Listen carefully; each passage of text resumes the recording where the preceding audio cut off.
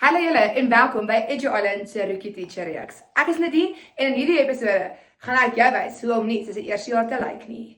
Hierdie is episode 26. As jy die vorige gemis het, gaan kyk dit gou. In hierdie episode gaan ons 'n bietjie gesels oor professionalisme. Een ding wat jy moet onthou is, jou reputasie bou baie vinniger as jou CV. Mense kyk hoe jy optree, nie net hoe jy teach nie. Hier is wat tel. Nommer 1, jou klere draag. Trek jy netjies aan?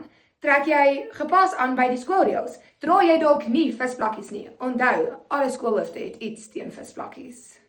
Nommer 2, hoe jy praat. Geen geskinder oor leerders en ander personeel nie. Nommer 3, tyd. Wees altyd eerder te vroeg en nie net betyds nie. Nommer 4, selfoon. Moet net loop en scroll deur die gange nie. Nommer 5, respek. Hoe jy praat selfs met die admin dames of die terreinwerkers. Vinnige reminders, kies jou uitrusting die vorige aand, dit spaar jou stres.